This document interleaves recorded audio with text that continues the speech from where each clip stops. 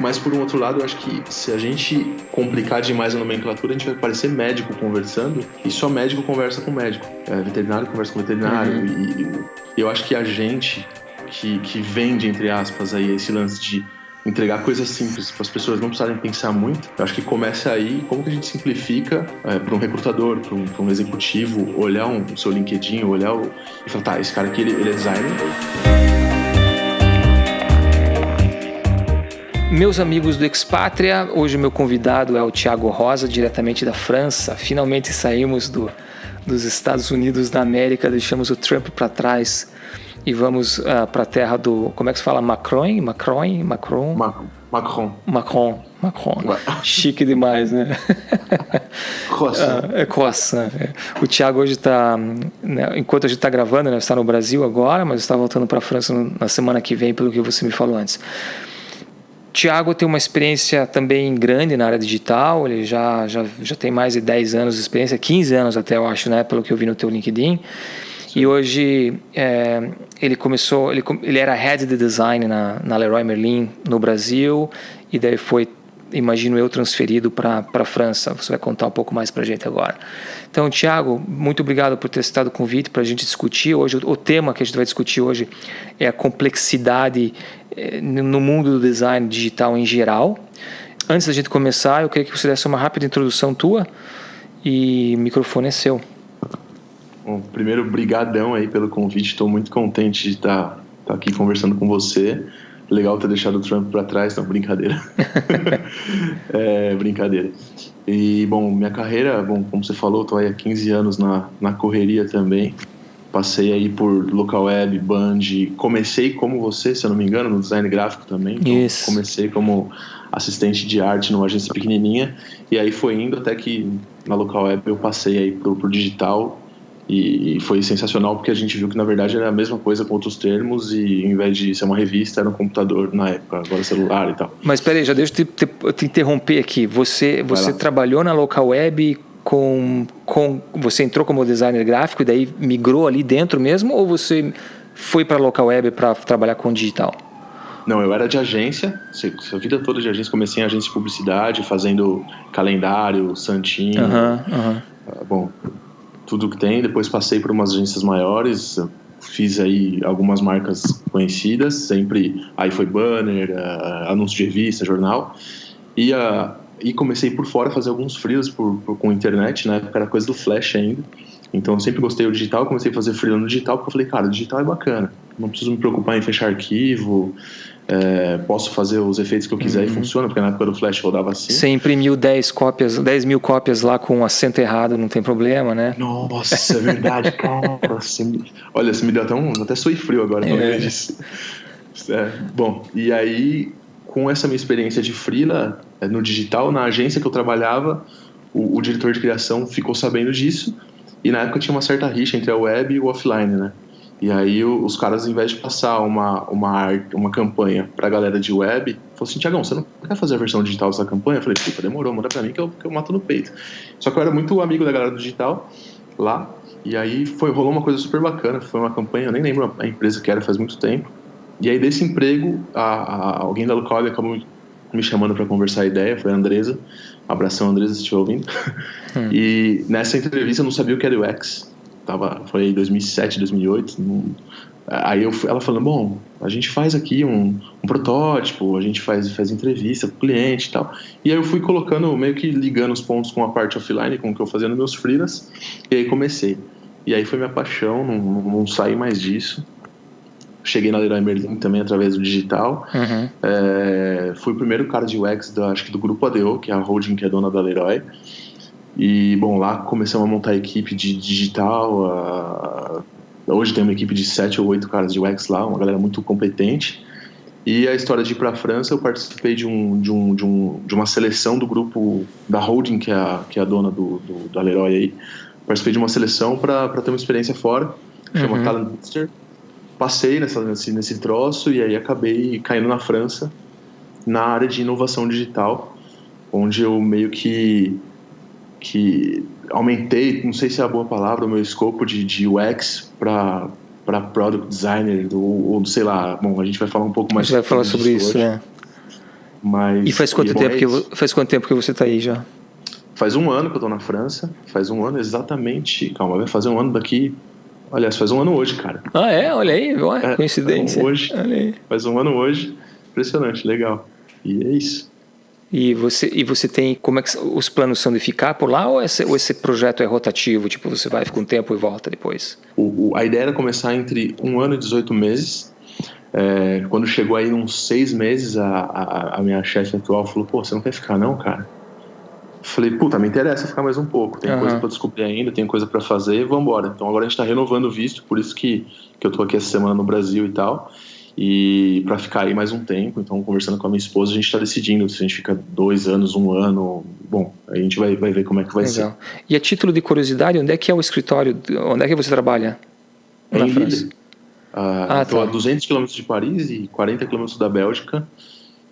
Mas eu fico 3 dias por semana, eu estou em Paris fazendo reunião, então visitando a agência que trabalha com a gente, enfim, vou indo bastante pra lá. Você não precisa entrar em detalhes, obviamente, mas você pode dar para a galera uma geralzona de como é que é o time, a estrutura do time hoje?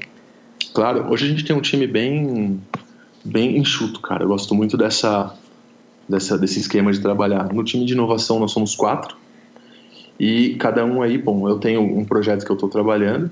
Esse projeto que eu estou trabalhando, eu tenho aí 2 estagiários comigo e a gente tem 3 devs que trabalham junto com a gente. Esses devs fazem parte de uma agência muito boa. Então é uma equipe bem enxuta. Somos aí 4, 5. Legal. Eu também gosto de coisa enxuta, mas vamos lá. Para dar contexto para o pessoal que está escutando a gente, quando eu conversei com o Fabrício Teixeira, eu estava conversando com ele, uma das tantas coisas que eu conversei com ele foi essa complexidade que a gente vê hoje no mercado de design, né? E eu acho que até pela quantidade de informação que hoje você tem, acesso a tanta informação, é natural que as coisas fiquem mais complicadas, porque, obviamente, quantidade significa complexidade. E ele comentou que ele estava conversando com você num outro dia justamente sobre isso. Eu pensei, eu vou conversar, então vou convidar o Thiago para a gente bater um papo sobre essa complexidade do mercado atualmente. Como sempre, né, eu tenho essa pauta aqui na minha frente e eu queria cobrir com você alguns pontos desse tema.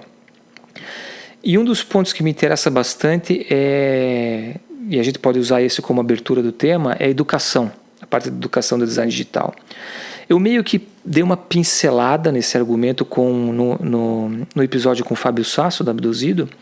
A gente falou um pouco, né, do papel do próprio Abduzido lá no começo do design digital. Eu sou uma... exatamente. A gente é mais ou menos da mesma época, né? A gente compartilha essas experiências. E esses dias, até por coincidência, foi anteontem, eu recebi um e-mail do Wesley Faria, que é mando um oi para ele, é um ouvinte do podcast, e ele comentou que ele meio que se sentiu forçado a fazer um curso porque a questão do diploma, de ter um curso, de ter um certificado de UX era importante para a empresa mudar ele, de colocar ele num outro cargo que fosse mais centrado na parte de UX. E foi, sinceramente, a primeira vez que eu ouvi isso de uma empresa pedir certificado ou diploma especificamente para o UX, né? Qual que é a tua visão, qual que é a tua opinião em relação a essa maturidade da educação no design digital hoje em dia? Cara, eu acho muito bacana a nossa área tá ganhando toda essa importância, essa maturidade, mas eu acho um pouco perigoso a gente perder um pouco da nossa essência. Então, hoje, eu vou dar um exemplo da minha época de diretor de arte de agência. Eu conversei vou dar um abraço para esse amigo aí, o Marco Brito, e na época eu perguntei para ele, falei, cara, será que eu tenho que fazer um Miami Ed School? Porque na época era a febre do momento. Mas ele me falou, cara, compra uma Gibson, saca? Com o dinheiro do curso. Ao invés de você gastar 30 pau no curso, compra uma Gibson. Que assim, o seu dia a dia como diretor de arte já te exige que você tenha que se virar para aprender as coisas, e você vai aprender fazendo. Então, assim, eu acho que um curso ele pode ser muito útil dependendo do seu estilo, tem pessoas que não conseguem aprender sozinhas, então ela precisa de alguma coisa ali, alguém que ela tire dúvida, alguém que ela pergunte, e se para essa pessoa é importante, eu acho que vale. Agora, você fazer um curso só porque, sei lá, a sua empresa determina que se você não tem um curso X, você não consegue fazer, eu não sou muito a favor. Eu tenho uma posição que eu acho que assim, o que você fez, o que você sabe fazer, como que você mostra o que você sabe fazer e como que você executa o que você sabe fazer. Se um curso vai te ajudar nisso, cara, vai e faz. Se você vai fazer um curso para mostrar que tem um diploma, para mim não precisa, porque você já mostrou o que você sabe. Então, eu acho que se é uma coisa que te faz bem, que você sente necessidade, eu dou total apoio. Se eu sou o gestor da empresa, eu vou encontrar meios de te ajudar também a bancar esse curso, porque a gente sabe que os cursos hoje não estão baratos. Então, mas se para promover alguém, não sei, eu já passei por essa necessidade de precisar contratar um cara de front-end, por exemplo, e a empresa fala, tudo bem, mas ele não tem curso superior. E aí eu fiz um puta do falei, não, o cara não tem curso superior, mas o cara palestra, sei lá, na RubyConf, o cara palestra na Intercom, o cara palestrou não sei aonde, o cara faz meetup, o cara é referência na comunidade, ele ensina a galera que tá chegando, e ele desistiu do curso numa faculdade porque ele não estava conseguindo aprender com a mesma velocidade, com a mesma qualidade que ele precisava. E eu não vejo por que esse cara precisa entrar um curso e mostrar com um diploma que ele é capaz. Eu lembro, pela experiência, né? Eu lembro na minha época de trabalhar com essas agências da ONU, que trabalhei por bastante tempo, né? Quando a gente tinha que mostrar currículo para fechar contrato, essas coisas assim, eu achava interessante que eles tinham um esquema de peso. Então, praticamente era assim, você tem que comprovar que você tem, sei lá, 5 anos já de diploma formado, ou se você não tem diploma, você tem que comprovar que você tem 8 anos de experiência no mercado. Então, eu acho que é um balanço justo, né, para você comprovar a tua experiência. Ou seja, digamos que você tirou essa parte acadêmica da tua formação, mas você mostra através de resultados, né, por que você chegou, por que você ainda pode ser um bom candidato. Exato. Vamos passar para o próximo ponto. Nomenclatura de cargos, que é algo também, esse aqui é complicado, que é algo também que eu já dei uma pincelada também num outro episódio, mas agora eu queria entrar um pouco mais no detalhe. Eu não sei se você chegou a ver a survey que eu fiz de designer imigrantes. Uma das opções, de propósito, eu coloquei lá campo aberto para colocar o nome do cargo, né? E apareceram lá mais de 30 cargos diferentes. Você acha que o próprio mercado chegou a maturar tanto que ele começou a pedir especializações da área? Para te dar um exemplo, o próprio mercado, na evolução do mercado, começamos a sentir, por exemplo, a necessidade de ter alguém que fosse especializado em motion. Que na época, repito, que lá no começo quem fazia o design fazia o flash e fazia o motion também, mas, né, será que vou me repetir de novo, essa maturidade do mercado começou a pedir especializações e por isso que a gente começou a ver tantas nomenclaturas diferentes e cargos diferentes por aí? Com certeza absoluta, assim, acho que sem sombra de dúvida é realmente isso. E você pega uns gigantes aí, você pega um Google, você pega um Facebook.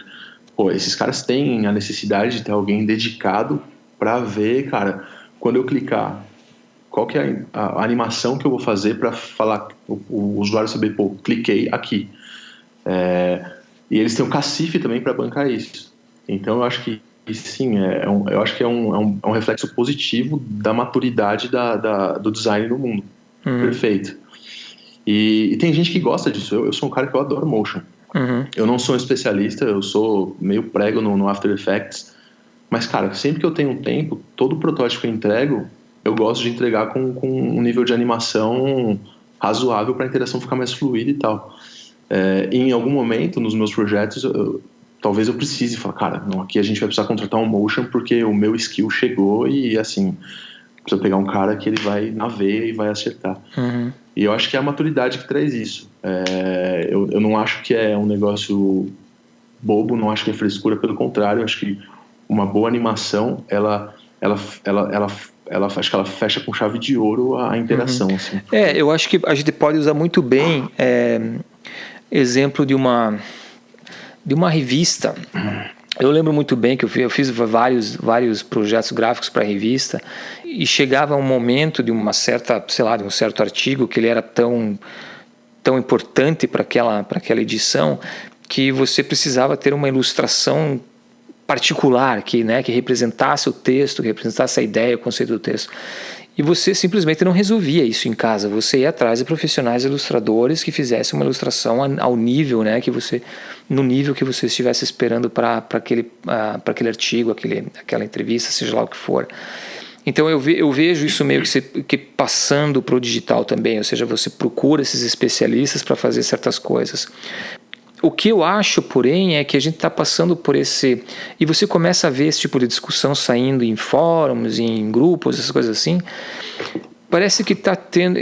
Finalmente a gente está chegando numa saturação na ideia de que o UX precisa se focar somente nisso e o UI precisa se focar somente naquilo e as coisas não se misturam. Eu acho que a gente está caminhando em direção a esse designer mais amplo, um designer mais generalista. E de volta, a gente volta naquela ideia de que os especialistas estão aí, vão ficar, mas que o designer deve fazer design. O designer resolve problemas e executa, não simplesmente entende a necessidade do business, do usuário, da tecnologia, mas ele também executa, ele apresenta algo que pode ser usado, que pode ser que é gostoso de usar, é fluido e por aí vai. Mudando um pouco a pergunta, mas que também tem a ver com essa fragmentação dos cargos, digamos assim, eu acho que isso acaba pingando ou respingando na parte de contratação também. Totalmente. Principalmente porque, dependendo do tamanho da tua empresa, você tem um time de recruiters, você tem um time de RH, responsável pela essa contratação. E o pessoal não sabe definir, não sabe identificar, não sabe diferenciar o que faz o quê. Então, às vezes, você vê essas vagas pintando por aí, pipocando por aí, com descrições que não tem nada a ver com o cargo. Sim, eu passei por isso hoje. Eu almocei com um colega e, assim, cara, o que eu preciso na minha empresa? Porque eu tô vendo um monte de nome aqui, eu preciso de 1 ou eu preciso de 10? Porque pelo que eu tô vendo, eu me assustei. Meu budget vai ser sei lá, de 15 pau ou de 15 milhões? Sim. Então, assim, eu falei, cara, tem níveis. Então, eu lembro que, acho que no último podcast, o Fábio Sasso falou o lance do cara generalista. Uhum. Ele deu até o exemplo do Lully, que é um cara que eu gosto muito, do triatlon e tal. Eu acho que é bem isso. Então, talvez num negócio no começo, talvez você precise de um cara generalista. E é exatamente o exemplo que você deu. Quando você for ganhando maturidade, vai precisar de um ilustrador, de um motion. Mas, por um outro lado, eu acho que se a gente complicar demais a nomenclatura, a gente vai parecer médico conversando, e só médico conversa com médico. Veterinário conversa com veterinário, e por aí vai. Meus pais são psicólogos, quando eles estão conversando entre eles, eu fico, mano, o que vocês estão falando? Então é difícil. Eu acho que a gente que vende, entre aspas, aí, esse lance de entregar coisas simples para as pessoas não precisarem pensar muito, eu acho que começa aí, como que a gente simplifica para um recrutador, para um executivo, olhar o seu LinkedIn, e falar, tá, esse cara aqui ele é designer, mas ele é especialista nisso. Olhando aqui, eu consigo entender que o cara também manja disso, tá legal. E não colocar aqueles nomes. Teve um nome que eu vi que você colocou na sua pesquisa que eu olhei e falei, nossa, nunca vi, não sei o que é isso. Teve uns pesados lá, teve uns complicados. Então eu acho que assim, o quanto a gente puder facilitar, eu me incluo nisso, depois desse podcast, que eu vou revisar o meu LinkedIn, vou dar uma corrigida em algumas coisas. Ok. Boa, gostei. Porque, precisa. E eu acho que eu vou dar uma olhada no meu também, vai que tem uma coisa então, lá. Você que tá ouvindo, cara, pensa assim, o seu LinkedIn talvez seja um labirinto que você pode simplificar. Então, eu sei que é bonito falar que você é um monte de palavra da hora em inglês, mas talvez o executivo, que é um cara que tem uma puta bala na agulha, uma puta ideia boa, ele tá precisando de um cara como você que tá ouvindo, ele fala, eu não entendi o que esse cara quer. E a gente volta um pouquinho naquilo que você tava falando antes, que quando você estava na ONU, por exemplo, que vocês iam comparar os caras, e você olhar, o cara fez faculdade tal, fez faculdade tal, fez faculdade tal. Hoje no design a gente não tem uma lista, o cara fez isso, o cara fez aquilo, o cara tem experiência nisso, o cara vai olhar as suas experiências, ele fez isso aqui, mas porra, não tô entendendo merda nenhuma que é isso, então tchau, desculpa o palavrão, cara. Aí você pega um cara que a descrição do que ele fez é clara, e ele consegue dar o contexto quando necessário, esse cara vai passar e talvez esse cara nem seja o melhor, mas ele foi o cara que se apresentou melhor. Que se explicou melhor. A gente vê muito isso com site na internet, cara. Tem muito site que dá de pau em empresas grandes que estão aí no mercado hoje, mas que, sei lá, não tem a marca que os caras têm. Então os caras não vão. Mas você deu um exemplo muito bom do Stripe. Eu vi algum vídeo seu que você estava falando do Stripe. Eu sou um fã do Stripe, cara. Os caras, a interface deles, a interação te permite... Né? É carinhoso, sabe? É bonitinho, é fofo. E acho que se a gente der um zoom out aí na nossa profissão, porra, como que a gente consegue pegar esse mesmo conceito lindo, bonitinho, concreto, simples que a gente entrega no nosso trabalho, como que a gente consegue fazer isso para mostrar que tipo de profissionais nós somos e o que nós fazemos? Não sei se eu... Não, esse é um bom ponto, Sempre nessa área de contratação, de RH, um ponto que eu vejo uma complexidade enorme hoje também, e eu não sei se isso é algo que foi instituído pelas empresas de tecnologia ou sempre foi assim e eu que nunca reparei, porque na verdade minha experiência com empresa grande, organização grande é bem pouca se for comparar com o resto da minha carreira, mas o processo de contratação hoje é uma odisseia. Você passa por 3, 4, 5 dias de entrevistas seguidas, 6, 7 horas de entrevista. Você tem que apresentar use cases, você tem que apresentar... Eles fazem, sei lá, testes do que eles chamam do whiteboard, né? Os caras te colocam dentro de uma sala, te jogam um problema para você resolver. Você fala com praticamente, sei lá, 6, 8, 10, 12 pessoas diferentes. A minha ideia de entrevista é meio limitada, vou confessar isso para vocês, porque eu não consigo entender uma pessoa por uma entrevista só. Eu acho complicado você escolher um candidato somente por uma entrevista. Então, assim, faz sentido você trazer essa pessoa de novo para conversar mais, para ir mais em detalhes? Faz. Mas até que ponto isso vira exagero? Até que ponto isso vira, né, até uma exploração da pessoa que está tentando entrar nessa tua empresa? Eu não sei como é que é o processo de vocês hoje na Leroy Merlin, mas... Cara, o processo hoje é muito bacana. Isso começou, se eu não me engano, isso começou em 2013, quando o Gaeton, um francês, me contratou e contratou mais 3 caras. A gente fez um esquema e falou assim, cara, nós queremos contratar. Então a gente escreveu o texto que a gente precisava, ao invés de ou construir junto com o RH. Chegou um momento que a gente começou a construir junto com o RH, mas ao invés de a gente chegar pro RH e falar, cara, preciso de um cara que faça isso, isso e isso, se vira aí para achar. E aí chegam 100 caras, nada a ver, a gente não consegue avaliar todo mundo. E eu acho que é um puta desrespeito com quem se candidata com uma vaga você não dá um feedback próprio. Eu já fiz isso algumas vezes. Já aconteceu o caso, depois de um ano, a pessoa falou, você me entrevistou e você não me deu nenhuma resposta. Eu falei, cara, mil desculpas. Como que a gente melhora isso? Então, o que a gente fez? Quando eu vou entrevistar alguém, a primeira coisa é sempre um call, cara. E eu sempre falo pra pessoa, eu falo, cara, eu tô te entrevistando, mas você tá me entrevistando também. Então, é uma via de mão dupla. Eu não quero em nenhum momento ser o ditador falando, você vem ou não vem trabalhar aqui. Lógico que a questão do dinheiro é importante, tem muitas pessoas que precisam do trabalho pra comprar as coisas e tal. Mas eu falo, cara, a paixão em primeiro lugar, e eu quero que você venha se você gostar, e você vai vir se a gente gostar também. Então, nunca gostei desse cara, ele precisa vir a qualquer custo, vou pagar o que for para ele vir, e aí um cara, sei lá, não gosta da empresa e tal. Como que a gente faz hoje? Eu sempre começo com um call, então eu faço um call aí de... Nem tenho tempo, cara, a gente vai conversando, meio que a gente tá fazendo aqui. Se esse call vai bem, o cara passa bacana, eu sou como você, em um primeiro encontro eu não consigo pegar tudo. Talvez às vezes nem em 2, mas em 3 meses a gente olha e fala assim, nossa, acertei, então nossa. Isso acontece. Como que a gente tentou minimizar isso? Minimizar isso numa forma que a gente faz o primeiro call. Se o call vai bem, a gente pede um teste, mas eu não peço pro cara vir na empresa, entrar numa sala preta, falar assim, cara, leão ou uma rã? O que você é? isso para mim sei lá, eu não sou psicólogo, mas pro meu ponto de vista não fazia muito sentido. Então o que a gente fez? A gente dava um teste, a gente elaborava um problema X, e a gente elaborava esse problema da forma que a gente trabalhava com user stories, por exemplo. Então a gente criava uma user stories com toda a definition of ready ali, toda o porquê dessa história, algumas métricas para mostrar essa história, alguns testes que a gente já fez, um negócio um pouco denso até, não muito, mas no limite ali.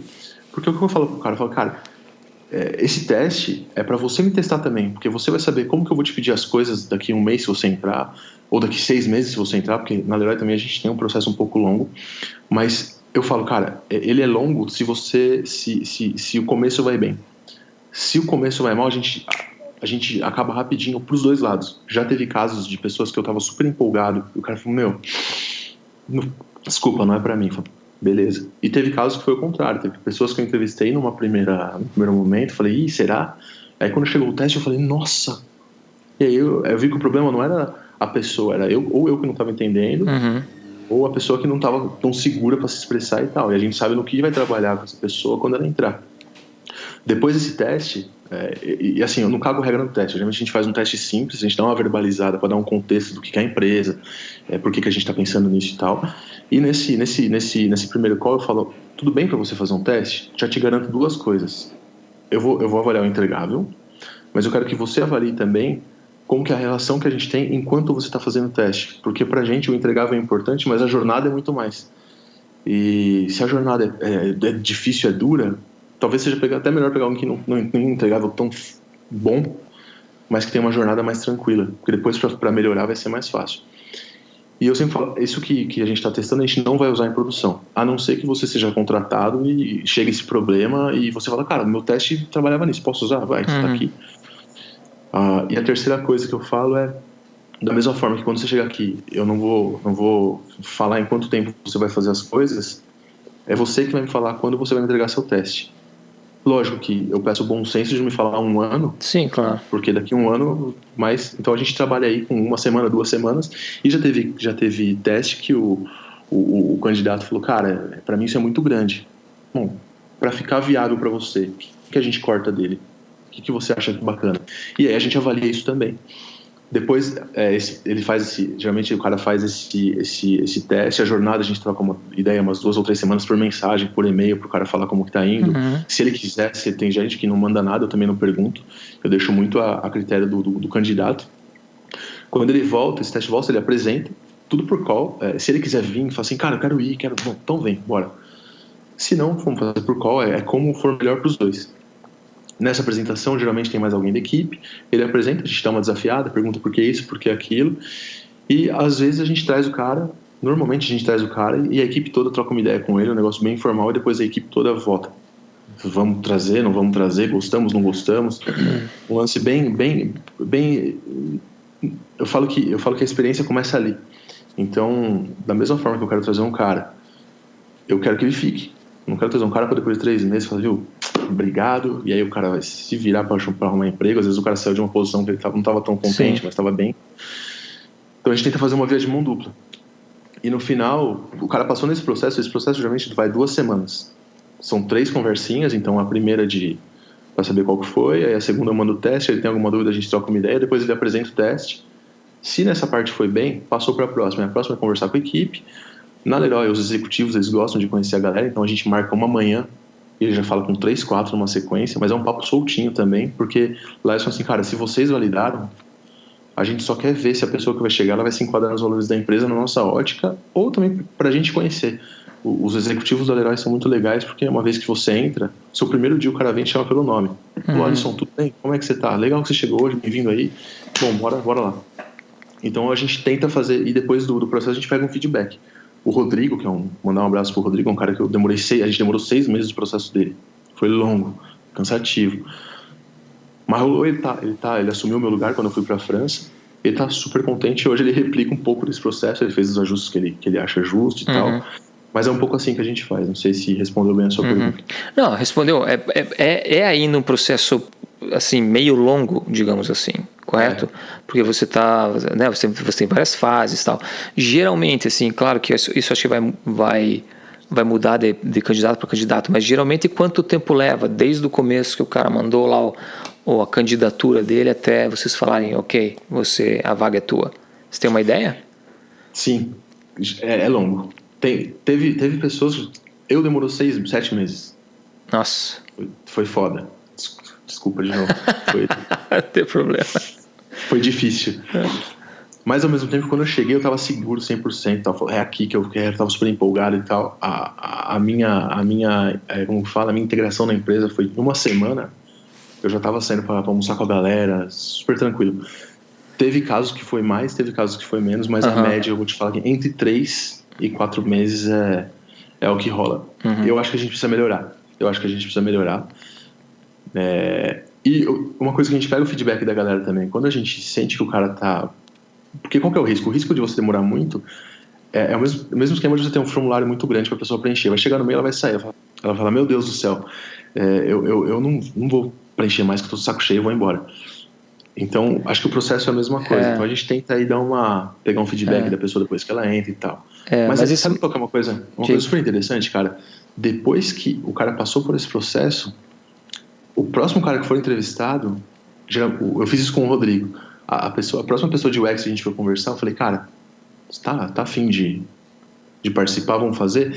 E ele, com as palavras, ele falou assim, eu sei que vai ser meio longo e pode ser meio chato, mas se você for passando, e se você for nos aprovando, conforme você vai passando, você vai estar 100% certo e você não vai ter aquele medo de chegar... Eu não sei se já aconteceu com você, mas eu já passei por uma entrevista, falei, nossa, tô feito, cara, vou chegar no Google. E aí cheguei, era tipo, sei lá, eu tava num banco de 1970. E aí deu 6 meses, eu fui embora e foi muito difícil pra mim. Então a gente tenta evitar isso, mas eu concordo com você que é longo. Mas eu acho que isso é muito relacionado ao tamanho das empresas também, né? É difícil você mudar esses processos, empresas grandes e tal. Mas isso é uma coisa interessante, porque de acordo com... Foi um processo meio que a gente que colocou e a empresa meio que tinha o dela, a gente falou, deixa a gente fazer um esquema aqui, vamos testar. E aí no final, mesmo sendo longo, a taxa de aceitação do processo acaba não sendo... Ela é ok, assim. Acho que o primeiro dia é mais chato, que o cara fala, puta... E aí conforme a gente vai se relacionando, ele vai vendo que não tem muita formalidade, é um negócio mais solto e foi. Mas talvez seja legal repensar e tentar fazer mais enxuto. Tá, deixa eu mudar de argumento agora. Argumento é sempre o mesmo, complexidade. E a gente já está com 30 e poucos minutos, já vamos para a reta final. Eu coloquei aqui na pauta, até não sei se você reparou, ferramentas, e daí eu coloquei entre parênteses, é bom, mas é uma M, pontinho, pontinho, pontinho. Porque também, para dar contexto para o pessoal... Lá no começo a gente tinha praticamente Photoshop, depois veio Fireworks, Dreamweaver, né, para fazer um pouquinho de HTML e tal. E hoje a gente vê esse boom de ferramentas, né, que tem por aí, Sketch, Figma, InVision, Studio, vai sair um outro agora, Phase, tem Zeppelin, tem Principal, tem um monte. Uma porrada, Então eu coloquei é bom, mas é uma M, porque é bom ver isso acontecer, é bom você ter opções, né? Essa concorrência entre esses produtos fazem com que eles fiquem melhores e melhores, mas ao mesmo tempo é complicado porque você não sabe aonde focar, você não sabe qual ferramenta usar, ou se você você já fez essa migração, digamos assim, que nem a gente hoje tem, o Sketch faz parte do nosso processo lá dentro. A gente tem processos de automação com o Sketch, com desenvolvedores. Então, assim, eu não posso chegar para o pessoal amanhã e falar assim, galera, sinto muito, mas a gente vai começar a testar o Figma agora. Todo mundo vai me matar. Então, assim, você tem que usar o bom senso também. Qual é o teu ponto de vista? Como é que vocês trabalham com ferramentas lá? Vocês têm liberdade para trocar quando querem? Não tem? O que você acha de tudo isso? Cara, tem a época antes do Sketch e depois do Sketch, né? Eu sou um amante do Photoshop, mas eu amo muito mais o Sketch hoje. Eu abro o Photoshop para editar foto. E assim, por que do Sketch? Eu acho que o Sketch tem uma vantagem que ele reduziu a distância entre o que o designer faz e o que o dev coda. E se os caras usam storybook, alguma coisa do tipo, ele reduziu para quase zero. Então, eu acho que aí é um valor agregado. Até o Sketch, nas entrevistas, todo mundo que eu entrevistei, o cara falava, o que vocês usam aí? Eu Falo, cara, a experiência é feita no browser. O que você quiser fazer para levar essa boa experiência para o browser, usa. Lembra que você vai precisar passar isso depois para a galera de desenvolvimento. E a gente sabe que é onde a gente, até então, a gente sempre teve o maior nível de ruído possível, era quando o cara de UX cruzava o braço e falava assim, mas eu não planejei isso. Não é assim que eu queria. E o cara de dev fala assim, mas não dá pra fazer essa merda que você fez, vai ficar muito pesado. Então, assim, eu acho que o Sketch chegou pra meio que acabar com isso. Hoje a gente usa o Sketch. A galera que não usa o Sketch a gente recomenda bastante. A chegada do InVision Studio, dessa outra porrada de ferramenta, dá uma balançada, a gente quer testar e tal, mas o Sketch hoje faz parte do nosso processo e a gente está começando a tentar exportar o design a um nível global para todas as Leroys do mundo ter pelo menos um framework parecido, para a gente conseguir também reduzir o tempo de prototipagem e aumentar o tempo de resolução de problema, que na verdade a gente está aqui para resolver problema. Então o Sketch está sendo muito útil nisso. A gente testou, por exemplo, a prototipação do Sketch, então a gente continua usando outro cara lá, porque a prototipação ainda não está chegando junto. Mas toda a parte de componentização, toda esses shared libraries que eles lançaram agora, o InVision vai ter também, tem outros caras que tem também, mas putz, eu acho, na minha opinião, o Sketch está bem na frente, porque tem uma puta comunidade que bota, que desenvolve para isso, que mais ou menos que o WordPress foi por muito tempo, e talvez até continue sendo, não sei. Então, eu acho que hoje sim o Sketch para mim é um cara essencial. É o teu amigo.